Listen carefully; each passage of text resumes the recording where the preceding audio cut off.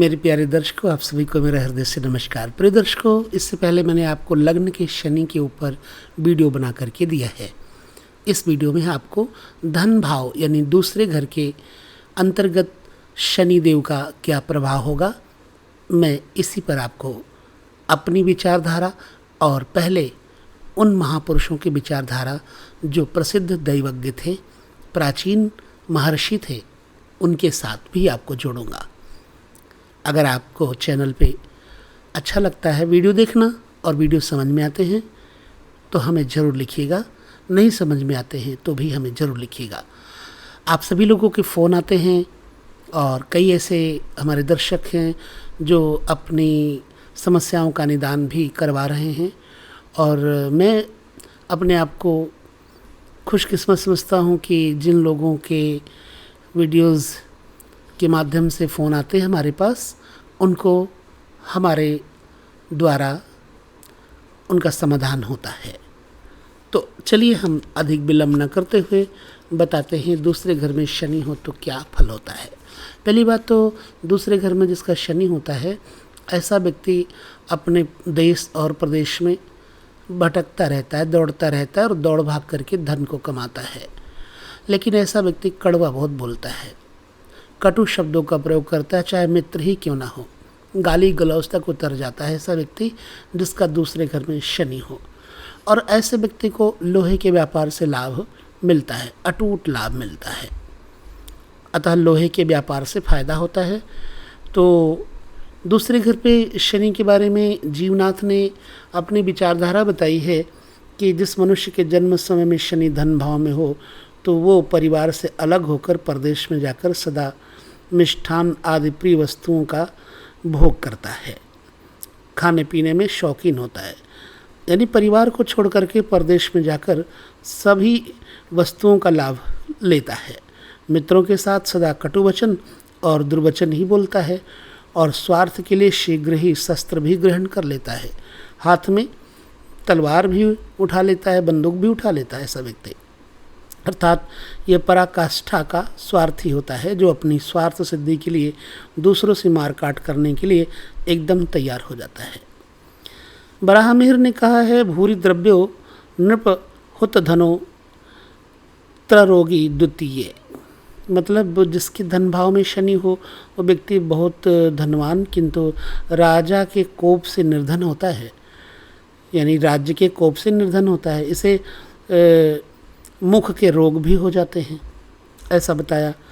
अच्छा, वैद्यनाथ जी ने कहा है कि कुटुंब भाव में यानी धन भाव में शनि के होने से जातक झूठ बोलने वाला होता है, चपल होता है, चालाक होता है और प्रवासी होता है, निर्धन भी होता है और ठग भी हो जाता है। वशिष्ठ जी ने क्या कहा है दूसरे घर में शनि होने पर?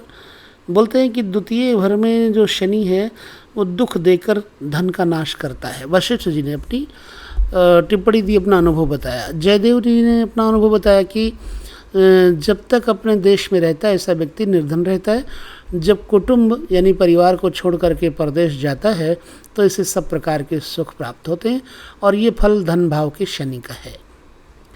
इसी पर दूसरे घर में शनि के ऊपर फलादेश किया है काशीनाथ जी महाराज ने। बोलते धन भाव में शनि के होने से जातक निर्धन, बात, पित्त और कफ तथा अस्थि रोग से पीड़ित और गुणहीन होता है। वहीं पर कल्याण वर्मा जी ने भी अपना अनुभव कहा है दूसरे घर के शनि के ऊपर। कहते हैं कि यदि शनि द्वितीय भाव में हो तो जातक का मुख विकृत होता है, बिगड़ा हुआ होता है, विभत्स होता है, धन का उपभोग करता है और ये न्यायशील भी होता है। आयु के उतरते हिस्से में ये परदेश जाता है और वहाँ पर इसे धन और वाहनों का सुख मिलता है। यहाँ पर महेश जी ने भी अपने ज्योतिष के अनुभव बताए हैं दूसरे घर के शनि के ऊपर कि उच्च क्षेत्र के बिना अगर शनि धन भाव में किसी अन्य राशियों में शनि स्थित होता है तो ऐसा जातक व्यसनों से पीड़ित होता है, नशे में पड़ जाता है और इसके परिवार के लोग इसका परित्याग कर देते हैं और उतरती हुई आयु में यानी बुढ़ापे में ये परदेश जाता है और वहाँ पर वाहन का सुख मिलता है और ये राजा का कृपा पात्र होकर राज सम्मान प्राप्त करता है।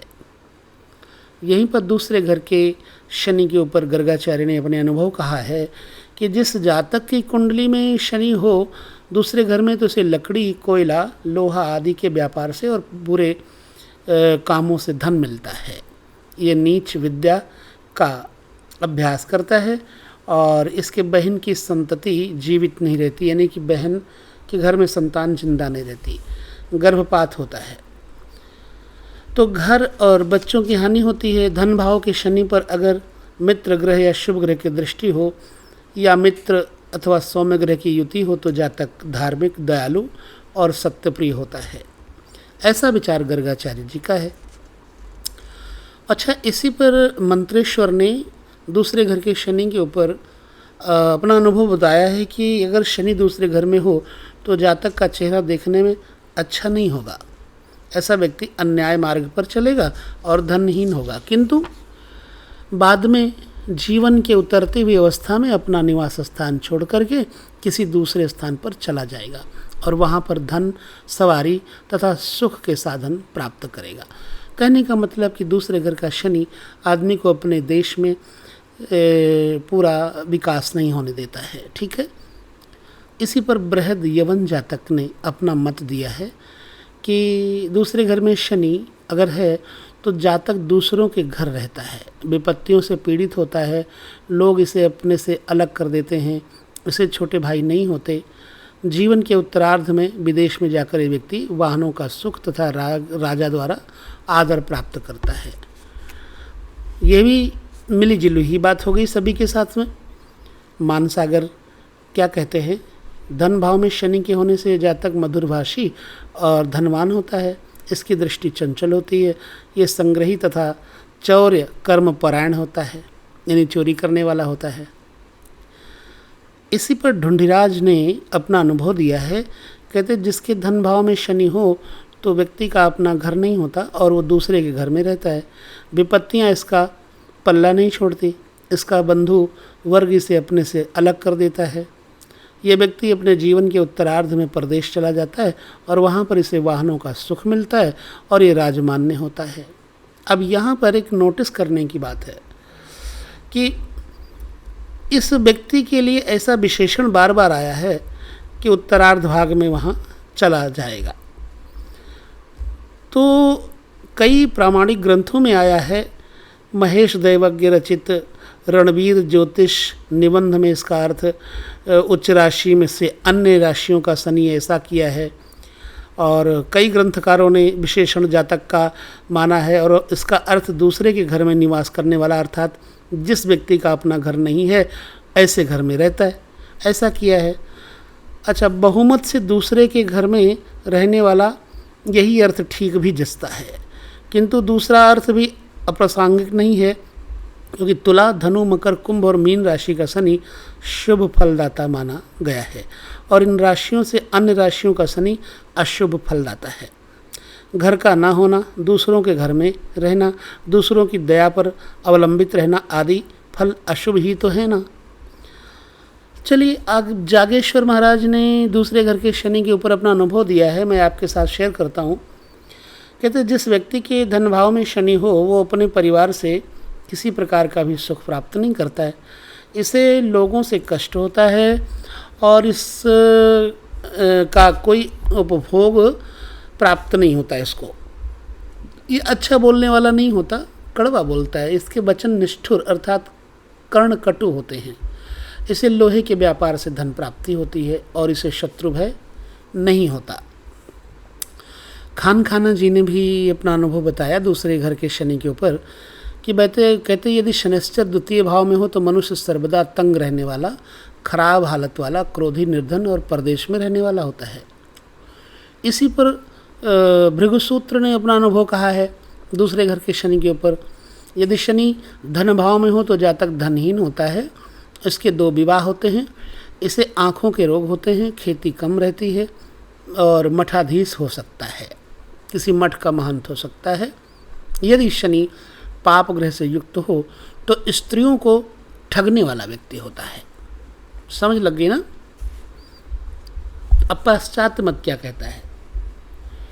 पाश्चात्य मत कहता है दूसरे घर के शनि के ऊपर कि धनहानि होती है और व्यापार में नुकसान होता है, शुभ संबंध में हो तो फिर लोक उपयोगी कार्य, कंपनियां, शेयर मार्केट, सट्टा आदि में अच्छा लाभ होता है। अद्भुत चित्त आकर्षक चीज़ों तथा पुरानी चीज़ों के व्यापार से लाभ होता है। शुभ संबंध में और विशेषतः तुला में यह शनि पैतृक संपत्ति अच्छी देता है अगर तुला राशि में है तो। यह जातक मितव्ययी, ज़्यादा खर्च नहीं करता, होशियार और दीर्घदर्शी होते हैं, दूरदर्शिता होती है। संपत्ति का विनियोग बड़े बड़े सुरक्षित व्यवसायों के विकास में ये व्यक्ति करता है और इससे संपत्ति में अच्छी वृद्धि होती है। व्यवसायों के लिए पूंजी देने वाले श्रीमानों की कुंडलियों में ये योग अक्सर पाया जाता है। यही शनि पीड़ित और निर्बल हो तो जीवन भर दरिद्री बना देता है। उदर निर्वाह भी बहुत कष्ट से होता है, यानी पेट भी बहुत मुश्किल से पाल पाता है ऐसा व्यक्ति। आर्थिक कष्ट होता रहता है। व्यापार और व्यवसाय में हमेशा नुकसान होता है, बहुत मेहनत करने पर भी लाभ नहीं होता।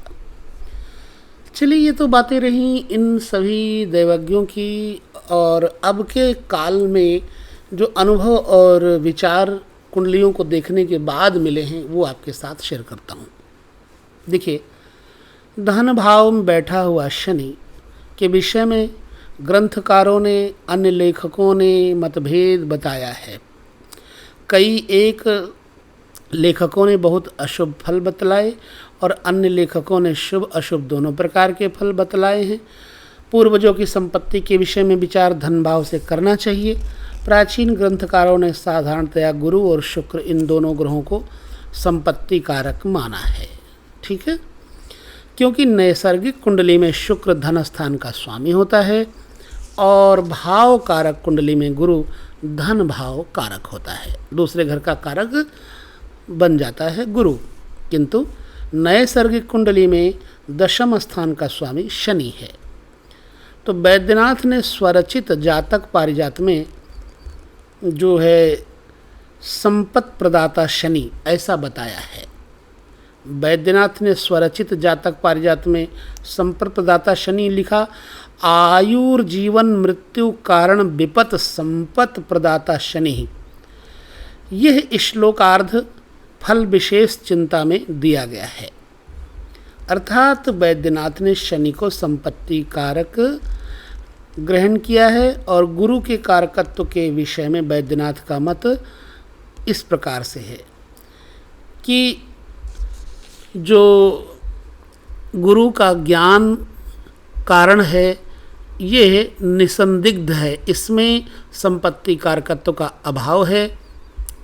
उत्तर कालामृतकार कालिदास ने शुक्र के कारकत्व में आमदनी का सन्निवेश किया है। संपत्ति भी आमदनी से भिन्न नहीं है।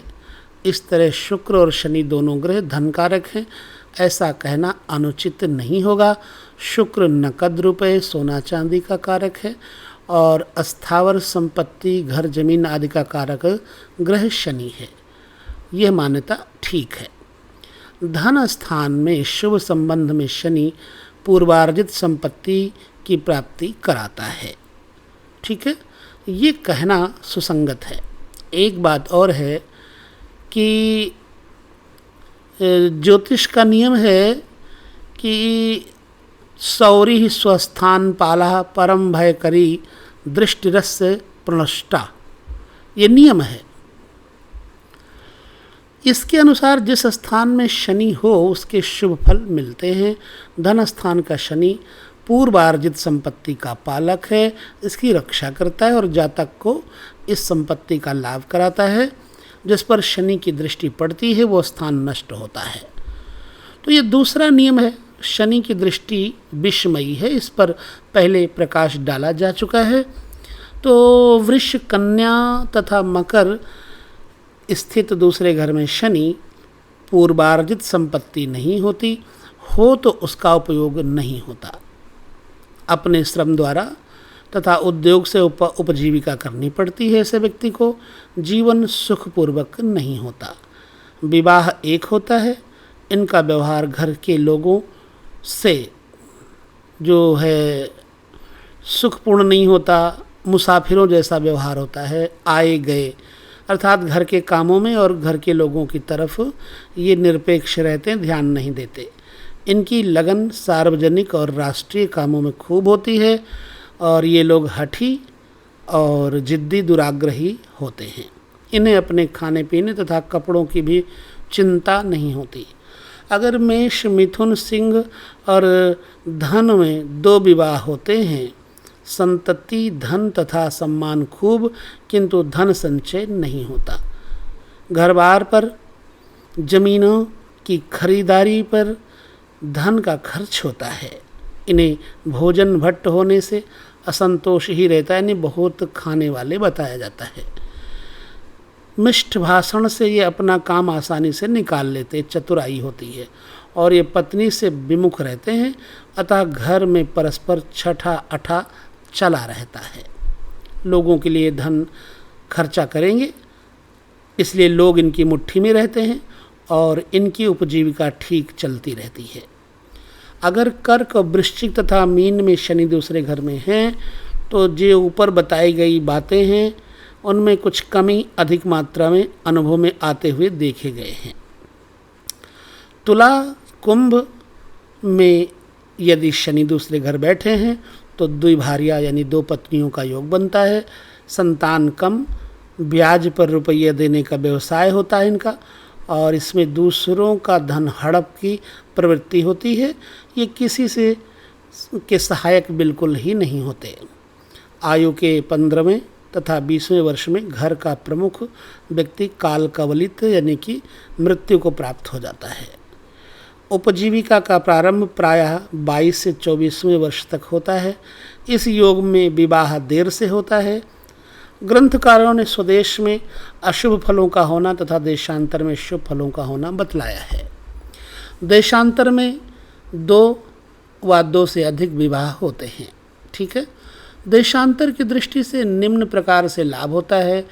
मेष, सिंह तथा धनु में उत्तर, वृष, कन्या तथा मकर में पश्चिम की ओर, यानी मेष, सिंह और धनु में अगर शनि है तो उत्तर की ओर जाने से लाभ होता है। वृष, कन्या तथा मकर में पश्चिम की ओर जाने से लाभ होता है। कर्क, वृश्चिक तथा मीन में पूर्व की ओर, मिथुन, तुला तथा कुंभ में उत्तर की ओर लाभ होता है दूसरे घर के शनि से। ठीक है। व्यवसाय की दृष्टि से धन लाभ का शनि ये जो बातें हैं निम्नलिखित चीज़ों से आपको हम बताते हैं लाभदायक है, जैसे लकड़ी, कोयला, लोहा, खनिज पदार्थ और धातु, पत्थर, चूना, बालू इत्यादि से दूसरे घर के शनि से इन राशियों में हो तो व्यापार से लाभ मिलता है। तो ये रही दूसरे घर के शनि के ऊपर वीडियो। आपको यदि समझ में आया है तो हमें बताएं, कितना समझ में आया है, नहीं आया है तो भी हमें बताएं। और हमारे जो दर्शक लगातार वीडियो देखते हैं मैं उन्हें धन्यवाद देता हूं। और कुछ लोग अपवाद से भरी बातें लिख देते हैं, टिप्पणी लिख देते हैं, उसका मुझे कोई ख़ास फ़र्क नहीं पड़ता, क्योंकि आलोचना और प्रशंसा दोनों ही बनी हैं, अच्छाई और बुराई दोनों ही बनी है संसार में, रात और दिन दोनों बने हैं। तो आप जो लेना चाहें, आपकी झोली में जो आने वाली चीज़ वही आएगी, आप अपनी योग्यता के अनुसार ही ग्रहण कर सकते हैं। श्रद्धावान लभ्यते ज्ञानम, श्रद्धावान लभ्यते फलम। चाहे विद्या हो, चाहे रिद्धि सिद्धि हो, चाहे भक्ति हो, तो आप अपनी श्रद्धा के अनुसार ही फल प्राप्त कर सकते हैं। अधिक वीडियो लंबा ना हो जाए इसलिए हम यहाँ पर विराम लेने से पहले आपको बता देते हैं कि तीसरे भाव के शनि के फल की कुंडली वाली वीडियो आपको इसके बाद मिल जाएगी। अब हम आपको नमस्कार कहते हुए लेते हैं विदा। आप सभी का दिन रात मंगलमय हो, आयुष्य लंबी हो। जय श्री कृष्ण।